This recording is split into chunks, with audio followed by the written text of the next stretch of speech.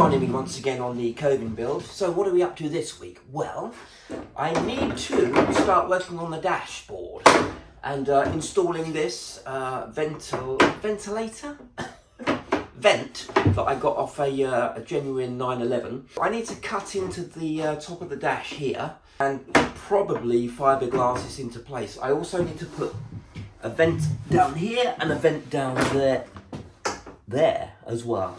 But before I do that, let me show you what I've been up to on the Covin in the last few days. So I have the front bonnet catch installed. I've been touching in the black on the bumper mounting there that was scratched a little bit.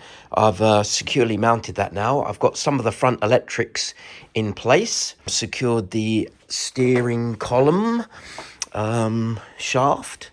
I've done the tracking only by eye at the minute. Right, what a seamless transition that was between video clips. So what I'm going to do now is take this, draw around it with a white Chinagraph pencil. A Chinagraph pencil is excellent for writing on plastic. I use that at work. So let's mark this up and then I'm going to cut it out with an angle grinder or a jigsaw.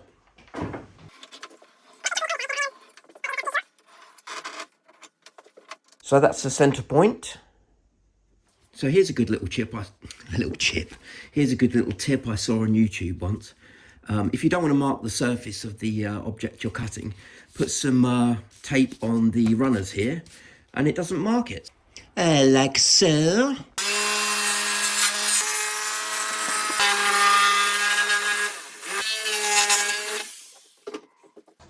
Obviously very flexible now. Taking some strength out of that. How does it look? Not too bad actually.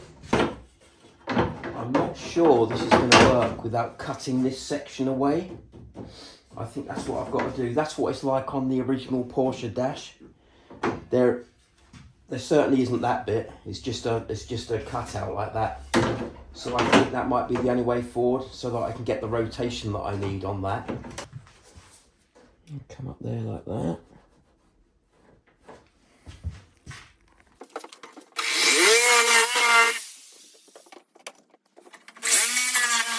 So let's mark this up again.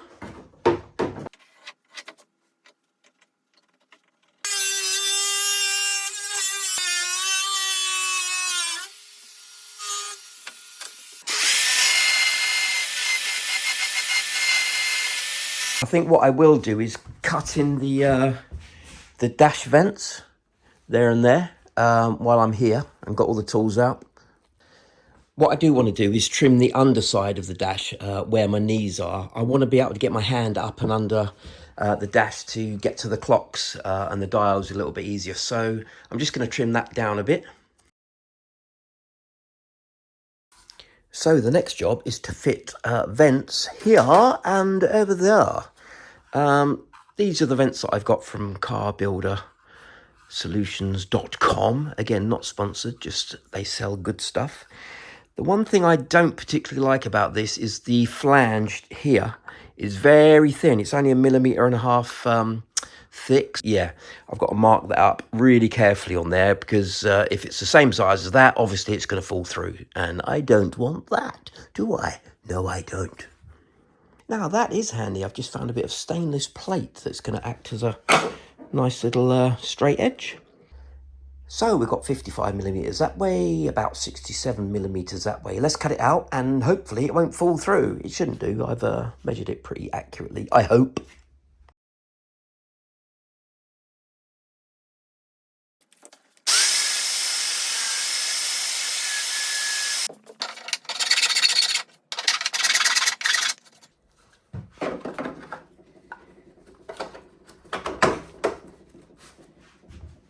So that's one down and one to go. So I'll go and grab the dashboard, see what it looks like. Let's see where we are with the Demister vent. Demister vent. It sounds like a Jamaican bloke. I think realistically the only way I'm going to know if I bond this into the dashboard. Because it's just too fiddly to... So I need to work out how I'm going to bond this in place. It's not like I can weld it, obviously. Now I need this to be upside down, really. Not sure I'm going to do this.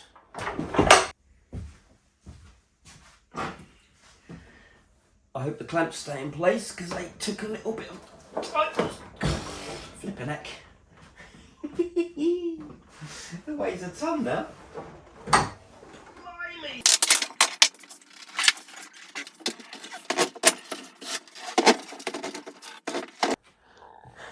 Right, so as you can see, that's lining up nicely. Clamps are in place. So what I'm going to do now is lay some fiberglass across that gap. And hopefully that'll keep it all in place and nice and strong.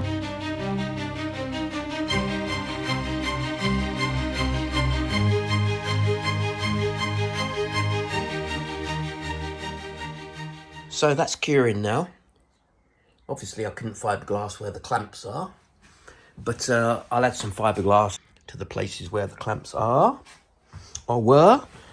So yeah, I'll let that cure, and then hopefully it won't all ping apart when I unclamp it. Right, let's see if this has worked. This has cured kind of nicely.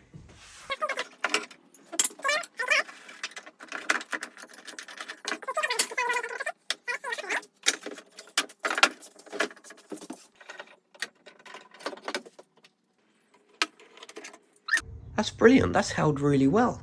I'm just going to add a little bit more fiberglass to that corner to kind of twist it around a bit. And a little bit more there. Add a little bit more here, here and here. So we've got a bit of a lip there. So what I'm going to do, I'm going to get this piece of wood. Made a little notch there. Put that in there like so. That's made that level. And then I'm going to fiberglass the back of it. So, happy days. Look how well that's bonded in. Brilliant. Really pleased with that. So, the next job, I mean, I'm going to try it in the car in a minute. These are the heater demist kind of vents. And what you do, you kind of put them where you want them. I'm not sure how I'm going to orientate these yet. And then your hoses go on here. Doop, doop, doop. So, yeah, and obviously you need to cut the tops off there. Yeah, and that blows the hot air or cold air, or whatever kind of air you want, up onto the windscreen. So that'll be the next job. Let me flip this upside down, or the right way up even, and show you what the top looks like. That's bonded in really well with the fiberglass. I'm actually surprised how strong it is, to be honest, but yeah, that is not moving anywhere. Obviously I need to finish it off, and that can be easily achieved with some sanding and filling.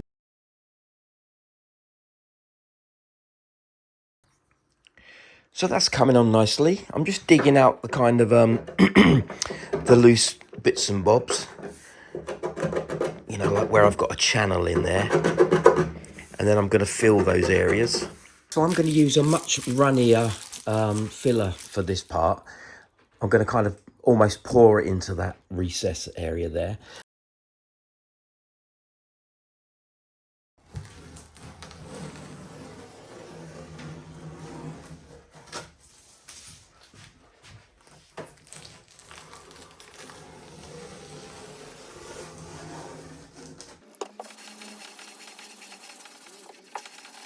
So there we go. That's pretty nice. Nice and smooth transition between the vent and the dash. I'll show you what I'm going to do next.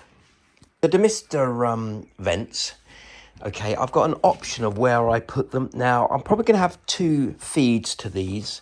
I'm thinking of putting this in that position so the air hits that kind of blank spot almost and kind of creates turbulence and sends the air that way. If I put that kind of there, I'm kind of thinking that the air will just come out just straight out of that vent and not kind of trickle along. I might be wrong, but it feels better to me to put it there. and create some turbulence. I might have made that up. I'm going to be incorporating that aluminium tube that I use for my cooling tubes underneath the car. And I'll show you what I'm thinking. What do you reckon, Ed? Are we going to use the aluminium or the tube? What do you think? What do you think? What about these?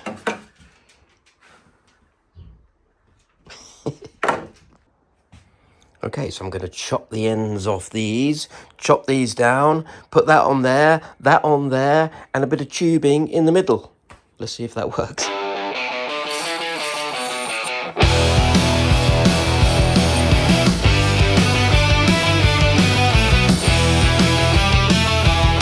It's that time again, friends, and he's cobbled together some cash. And now he can't continue constructing his fiberglass dash.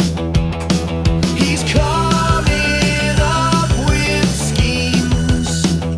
Moving forward is Covin dreams.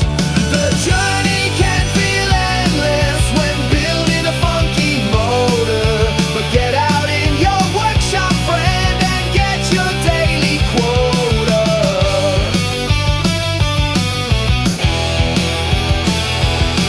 Now get up off your sofa and get inside your shed.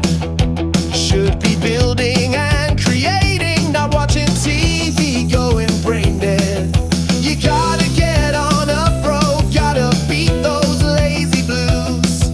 So grab your favorite wrenches, what you got to lose. The journey can feel endless when building a funky motor. But get out in your workshop, friend, and get your daily quota. Don't delay though, don't say maybe, bro. Don't put things off, yo. Get busy, get active, get up, get out, get building, get creative. Get to that car show, bro.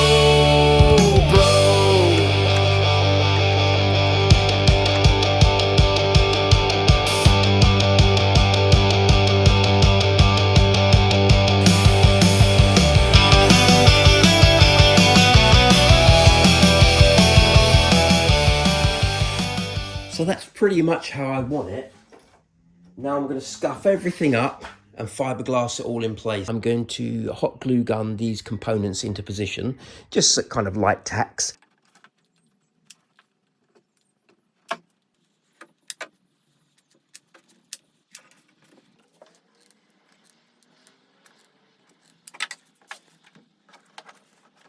So I went overly bananas with the hot glue gun, and I wish I hadn't. It just looks horrible. I know it's not even going to be seen, but that's not how I work. So I'm going to fiberglass that into position now and try and rectify what's going on. Try and make it look a bit nicer. Now that is looking a lot better. I've only done one layer of 350 grams, and then a couple of extra bits sort of there, just to kind of give it a little bit of extra strength. But all in all, I don't need to go bananas fiberglassing that in place. It's not a heavy duty bit after all. So yeah, there we go. Really happy with that. So I'm going to put the ventilation flexi hose onto those ducts and see how it looks.